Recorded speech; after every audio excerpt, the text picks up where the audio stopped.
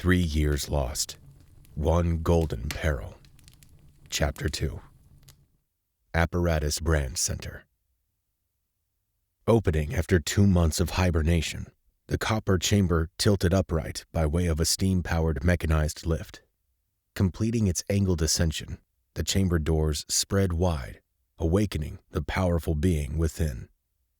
They called him Dragon Celis, though some referred to him by his branded title, Psychic Vampire.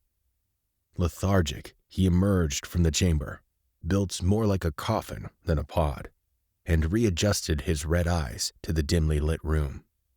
Soft lights hung from the ceiling, and over a dozen flickering lanterns encircled 7 kneeling men, each of them scantily clothed, tied up and gagged. They shuddered at the sight of their destroyer. Dragon held on to the extended doors of his hibernation chamber to avoid staggering out, his long black hair covering most of his face. For one who slept for just over 60 days, his slender form maintained a solid muscular physique. Appearances were often misleading for psychic vampires of his sort.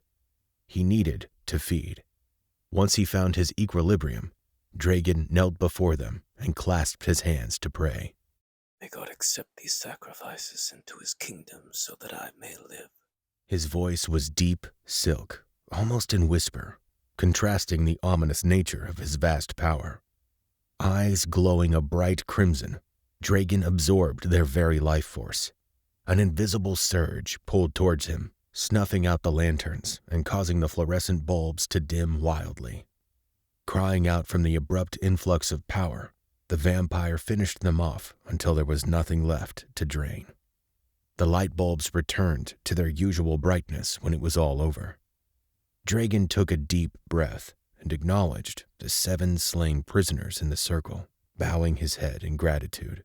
I pray you found redemption in your final breaths, he said, then rising to his feet. It is finished. Hearing that it was safe to enter, a team came through the iron door to remove the executed prisoners.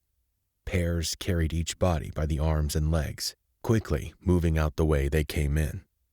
When the room was cleared, 2 well-dressed men showed themselves in and shut the door behind them. One of them sported a fine brown 3-piece suit, as the other wore a stylish black vest under a white frock coat, presenting more like a lab coat with tails. It was the latter who robed Dragon's naked form with a soft cloak. Pushing up his thick brass glasses to magnify his vision, Thaddeus inspected slowly moving gears over Dragon's chest. Number 4. Factorum Unit. Mechanical apparatus containing complex gears and cogs installed over the hearts of brands deemed too dangerous to roam free without surveillance. Each device contains 3 chief components. Exogears, gears that turn on the outside of the body. Endogears, gears found on the inside of the body over the heart. Crux vortex, contraption that connects the exogears and endogears to the body, containing a locking and self-destruct mechanism. After a brief inspection of the exogears, Dr. Thaddeus concluded everything was up to snuff. Correcting his glasses again, the doctor moved to the side so architect virtuoso Kaiso could conduct his business. After lighting a cigarette with a brass torch lighter, Kaiso stepped forward and said bluntly, "I'm sorry to have to wake you up early, Dragon, but something's happened, and we just didn't have any other choice." Rolling his neck to the side, Dragon replied, What's happened? Puffing his cigarette, Kaiso coolly uttered, "Maybe we should talk in your apartment down the hall. You'd probably want to get situated." That can wait. He replied. I feel drowsy. You woke me for a reason. Sighing out the smoke from his cigarette, Kaiso said, "We have reason to believe that one of our best vanguards has been captured by a nasty cult out in the LOWR. It's really bad. Not good." What were we doing in the land of wilted roses? It is forbidden. "That is it," he answered cautiously. "She wasn't commissioned to be in that region by any of us.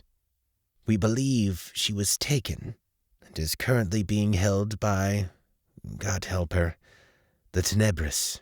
They've grown more formidable in recent days, but they never grew so bold as to seek out and take one of our... She who? Dragon interceded, fearing he already knew. Who did those monsters take? When Kaiso hesitated, Thaddeus said, Alicent, I'm afraid. Somehow they incapacitated her on the road to Dorendum when... Alice.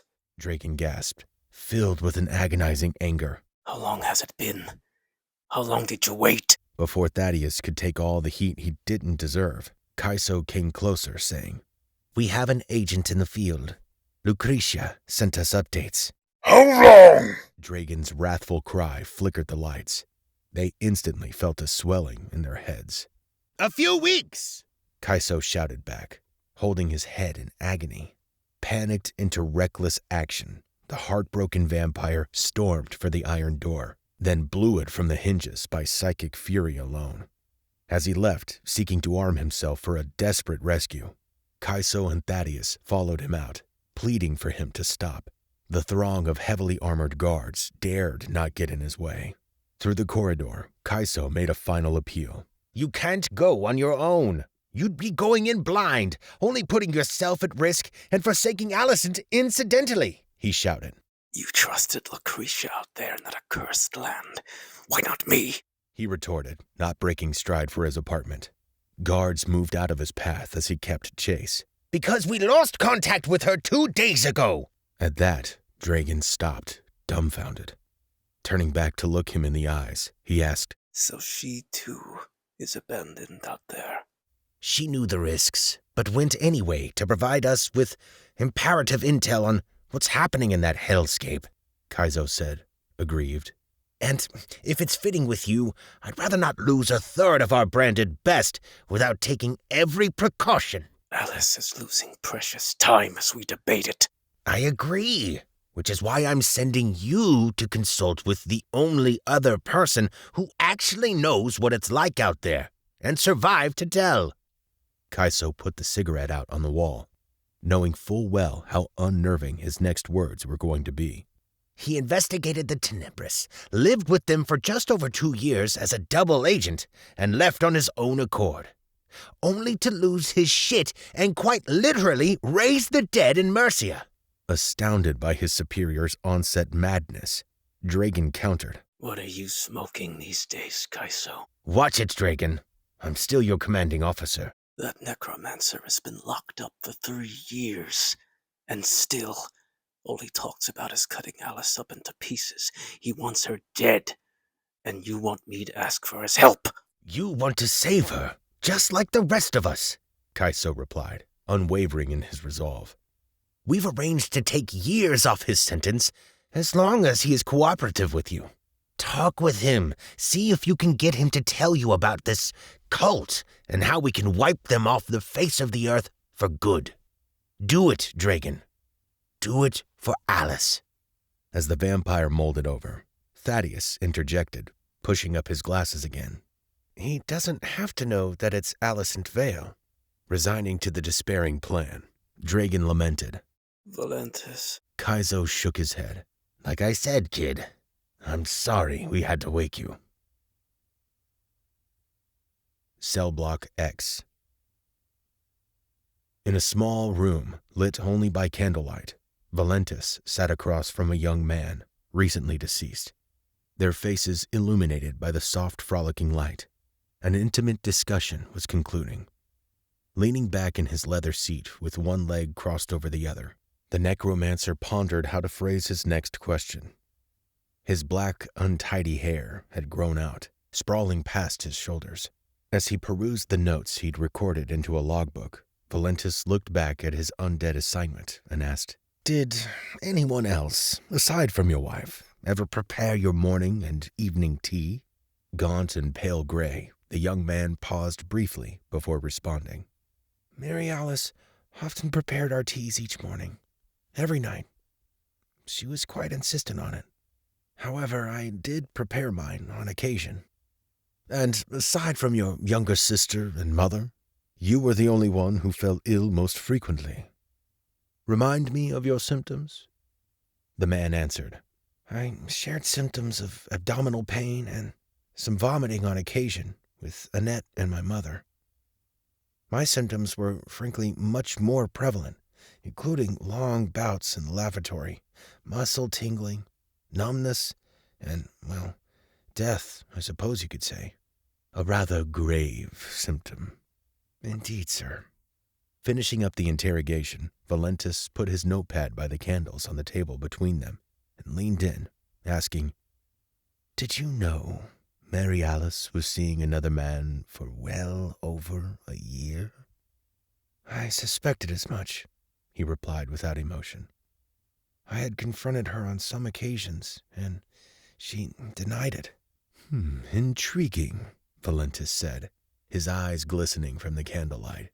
"So, establishing that she was unhappily married, detested living under the same roof as your mother, and planned to flee with your death settlement. My last question is very important." The young man waited attentively in his seat, showing no signs of fear or anxiety, characteristic of the necromancer's undead interrogations. "There was no presence of arsenic in your home that investigators could trace. But I had a theory," Volentus proceeded. "Did you have rat poison in your cupboards?" "Yes, we had a problem with some rats in the back streets a few months back. Eventually we no longer saw the critters, but Mary Alice and I agreed to keep the poison in the cupboard just in case." "That aligns with the testimonies of your mother and sister. My theory is that Mary Alice poisoned you over the course of months, increasing the dosage in your tea towards the end of your life when you were deathly ill. You were not suffering from some mystery sickness, Mr. Grayson. She slowly had you killed, and then discarded the box of poison, hastily cleaning the kitchen to remove any evidence before the authorities came calling. What are your thoughts on that?" Volentus then leaned back into his seat. After blinking once, the young man returned. "Sounds about right." "I'm relieved you say so," the necromancer said, feeling that there was nothing more to confirm. "I'll now thank you and return you to your sleep." "That would be most appreciated, sir. Thank you." "Farewell, lad." Volentus freed the young man from his control and let him fall back into his eternal rest, his green eyes fading away into blackness. Gradually, the lights began to brighten overhead, rendering the candles on the table useless. After Volentus blew them out, a circular barrier of metal tubes rose from the floor around him, triggered by a lever just outside the room. A white gas emitted from various vents, bellowing out stronger as men turned the valves unseen below. A jeering precaution going on 3 years long in Cell Block X, Volentus felt his necromantic skills fade away. It served as a glaring reminder of Alicent Vale's triumph over him back in Mercia. Volentus called out, knowing his jailers could hear him well enough. "I hope the fine cretins working this case don't inadvertently muck it up. They've got every lead they need to put the fire under her feet. She'll squirm once they mention arsenic poisoning." When they suspected the necromancer's powers were neutralized, a group of men entered the interrogation room and carried Mr. Grayson's body out, leaving the chief of the secret operation to handle Volentus on his own. Their relationship started unfavorably, but Kaiso and the necromancer found common ground in the 3rd year together. Volentus provided apparatus with enlightening testimony from the dead, helping law enforcement officers and prosecutors solve scores of crimes. The trade-off gave him a cozy cell apartment with amenities. Kaiso, coming off just a few hours after awakening a psychic vampire, breathed in the benign gas. "Science never ceases to impress, but then again, you've been our little secret star for a good while down here, haven't you, Mr. Volentus?" Scowling, he riposted from his leather chair. "Are we going to hug?" "No, never. But I do have some uplifting news for you," Kaiso began. "This was your 100th case you've helped us with. Quite a milestone. So we've arranged something you might find favorable. A sultry virgin with big tits? Not quite. Something better. A golden opportunity. One that could, if you take it seriously, knock off a decade from your sentence. No longer quipping with a sardonic comment, Volentus pressed his fingertips together. I'm listening.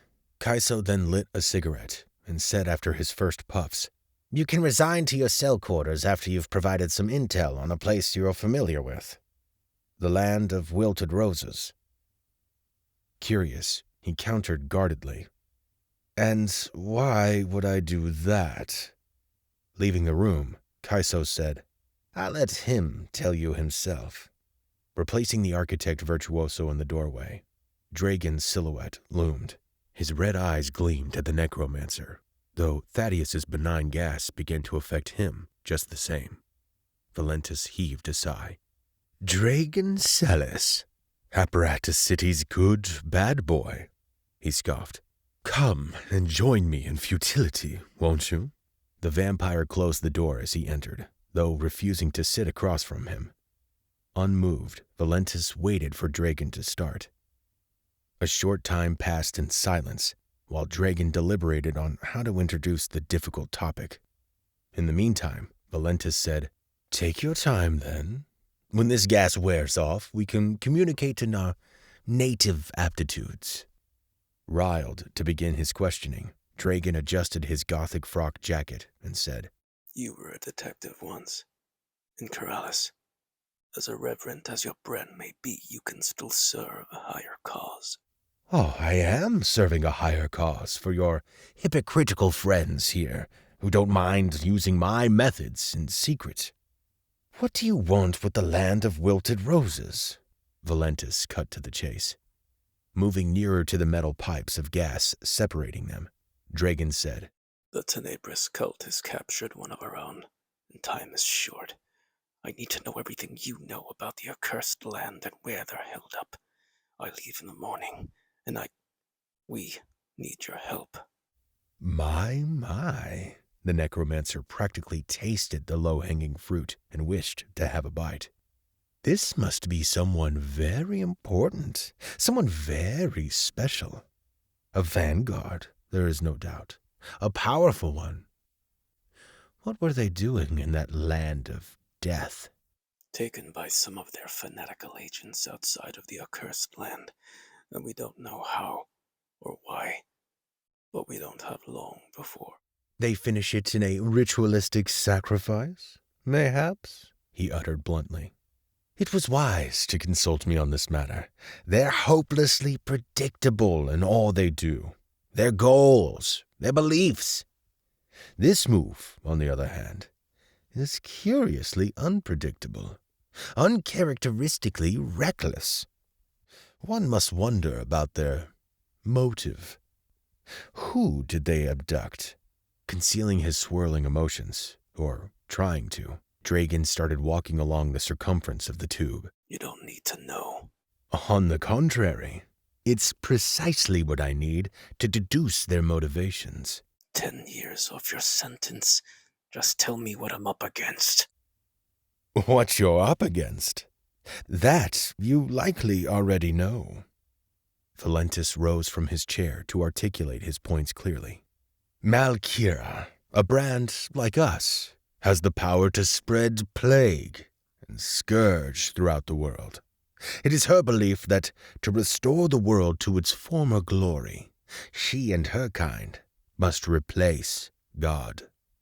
To do that, great suffering must first take place. The greater the souls, the greater the suffering.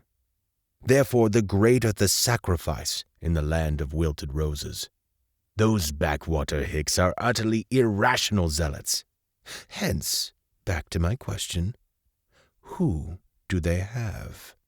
Where are they held up, Volentus? Dragon eluded his question with ire, demanding answers. How many are there?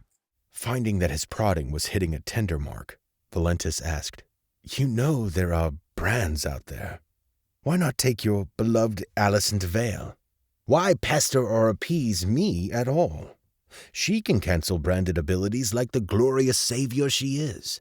Take her on a date she'll never forget." This is between you and me, he shouted back. "I'll tell you what, vampire. Send her out to do reconnaissance and see what she finds there." "She can't!" Dragon finally screamed back. From outside the room, Kaiso grumbled to himself. "Don't do it." "And why not? Is it her time of the month?" Volentus shouted back. "Why haven't you mentioned your precious Alice?" "Because it is Alice." Kaiso dropped the cigarette from his mouth. "Son of a damn bitch." While Dragon shuddered after revealing her name, Volentus stood in the center of the room in shock. A dreadful silence enveloped the space. They both glared at each other, waiting for the other to say something first. It was the necromancer who answered, clenching his teeth with eyes opened maniacally. "You would come to me, asking for help saving the one person who put me in this prison? The one person who stole from me my home, the very woman I swore vengeance upon every single day. You dare insult me, you pompous fools! Keep your 10 years, and may you both die in each other's arms in that accursed land!" Volentus raged on. Dragon, in facing Volentus's wrath, turned it against him, snarling. Is that what you want then? Truly, you'd let those backwater hicks get all the glory. Is that how you'd want our story to end? You wanted revenge. Is this how you dreamt it? Kaiso went to light another cigarette, but his hands were shaking. "What is he doing in there?" "Don't play with me, Dragon," the necromancer hissed. "You and I both know she has powers beyond their comprehension. What aren't you telling me? You can't possibly think I'm this profoundly stupid." On that we agree. So how did they get to her? Why can't she escape? Dragon's eyes nearly welled with tears before he caught himself. If she is still alive, then your fever dream of having a rematch might still mean something. But they're torturing her, Volentus. And Lucretia thinks she isn't long for this world. But now Lucretia has gone silent, and suddenly we're dead in the dark. Volentus considered Dragon's unhinged rambling. Some details amused him, but only one that sent a rare tingle up his spine. He stroked his chin, thinking aloud. You may have raised an interesting dilemma, after all. Take this obnoxious gas, for instance. It's nothing more than a drug, debilitating our brands to a certain extent. Just limiting our abilities, not rendering them useless. And even more, it wears off after some time anyway. But Alicent Vale was different. Her powers were absolute. While this gas works as fast as anesthesia, hers was instantaneous. And I didn't get my brand back until days later, in parts. So how did they do it? What have they achieved in my absence? Peculiar. Dragon, reorienting himself to the necromancer's complete reversal, asked him, And what are you saying? Will you help me get to her? Better yet, Volentus grinned impiously. I'm coming with you. Kaiso burst through the door in a frenzy, having heard enough. The hell you are! Did you forget how things go, Volentus? You'd better not get too cute.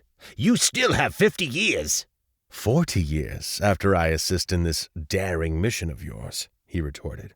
If what Dragon says is true, then time is of the essence. Believe me, braving even one day in the land of wilted roses is suicide, let alone traversing the realm in the hopes of reaching your vanguard before it's too late. Again, Kaiso chided him. You're not leaving this facility, understand? Your instincts were right. I am the only one who knows how to guide your team out there.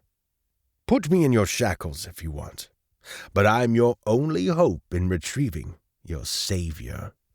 This, I think, you see clearly now." Volentus stared him down, his green eyes unwavering. "It's non-negotiable!" "Then she dies!" the necromancer screamed wildly. Dragon finally interceded with a steadfast resolve. "I've decided. You will accompany my squad first thing tomorrow morning. Have them prepped." Kaiso gasped. "You've decided?" As the vampire left the room and the dispute, he growled. "Alicent will no longer suffer the faults of our machinations. We must hurry." Kaiso watched his most powerful extraction soldier leave the cell and not hesitate. Volentus speculated that Dragon and Alicent were romantically involved long before the present crisis. Tensions were certain to play a part in the sensitive mission going forward. Pulling the right strings would lead to his salvation, while one wrong move could result in Dragon tearing off his head. A perilous dance had just begun, and Volentus knew the music well, for he thrived in songs written amid bouts of chaos. "Have faith, Mr. Kaiso," he said with a hint of malice. "Your vanguard will be in good hands. Friends are coming." Reading his insincerity, the architect countered boldly. "If you think you're going to get what you want out of this, you'll be sorely disappointed. We take a great deal of precautions you'll soon be privy to. Like they say, be careful what you wish for." Then Kaiso went after Dragon, leaving Volentus in the capable hands of Dr. Thaddeus and his band of medical savants. There was one critical step upon permitting branded prisoners to leave the premises under guard. What set Apparatus apart from any other city-state was how they regulated branded populations. Volentus was about to learn just how careful he was going to have to be if he sought to breathe free air again. The Factorum Laboratory. Heavily armored guards escorted the shirtless necromancer in shackles when Thaddeus spun away from his workbench to greet him. His rolling chair put him in the center of the laboratory, full of gizmos, gadgets, and gears. A circular window peered out over the metropolis, and rows of tables with odd flasks and contraptions kept his staff busy at work. The doctor left his swivel chair and came to meet Volentus at the lab's doorway, his exaggeratingly large magnifying goggles capturing his figure in the reflection. My last order of business," Thaddeus said, looking over the gears on Volentus's chest. "Do come in so we can take care of some Factorum business before your big journey tomorrow." He replaced the goggles for his thick brass glasses as he led Volentus, flanked by 4 guards, to his workstation. Littered with tiny gears and other mechanisms, Thaddeus's lab space seemed to be his tidy mess of sorts. The necromancer sat in the swivel chair, awaiting Factorum inspection. As Thaddeus tinkered with the gears, he tried small talk. "So I do hope you enjoyed your last meal. Steak and potatoes, right? I always did prefer the basics." When Volentus offered no response, the doctor clarified. "Well, not your last meal forever, hopefully. Just here in Apparatus for a while." "What is the meaning of this?" he muttered, insistent on changing idle topics to the task at hand. Thaddeus prodded the mechanism with miniature tools. So Kaiso didn't tell you about your exogear removal? Guess you didn't exactly part on good terms." "We rarely do." "Right. Well, see, when prisoners leave the X compound, it's protocol to remove the exogears of the Factorum unit. Once removed, this gives you about 5 days of unrestricted travel without it. The endogears will work fine on their own for 3 days, usually. It's the 4th day mark when you'll begin feeling some discomfort around your heart. Perhaps some bouts of fatigue or nausea. Come the 5th day, however, well, that's the game." Thaddeus then reached for a cylindrical copper key from the table. "That's the game? What, my heart stops?" Volentus asked, incensed. "An explosive charge is triggered, killing the unit, and, yes, your heart as well," Thaddeus said candidly. "But I wouldn't be overly concerned.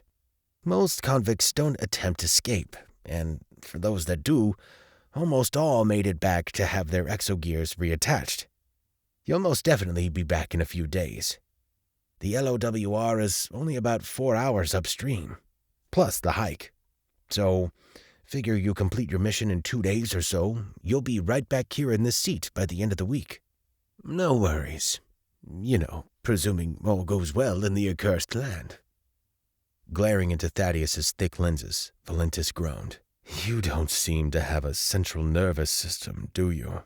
My partner in branded physics and postulate chemistry used to say the same thing, the doctor said, inserting the key into the Factorum unit. Dr. Hundo, that was his name. I don't give a shit. Actually discovered the active properties that created the benign gas. I take credit for it since it was perfected and applied to practical use. Yet you couldn't get practical glasses that fit. Under my watch, and of course, she's been gone for years. Dead, we believe. Who knows? There's a memorial plaque downstairs in the lobby made in his honor. It would be rather awkward if he happened to return now, don't you think? And here we are, all done. Thaddeus turned the cylindrical key in a particular pattern Volentus tried to memorize and removed the exogears, holding it in his fingers. Feeling no different, the necromancer felt the hole over his left breast. There was no pain, just a small cavity leading into the endogears of the Factorum unit. At last, he came to terms with Apparatus City's draconian methods of controlling branded inmates. Only the most dangerous of threats were tagged with the deterring contraption. Ingenious as it was brutal. Patting him on the arm, Thaddeus said, All right then. Dragon's mission consultant will keep your precious parts safely in his care. When the job is all set, every vanguard knows how to reinstall it. Maybe even Alicent herself will do the honors when you rescue her. Please don't let us down, Mr. Volentus. See you in 120 hours.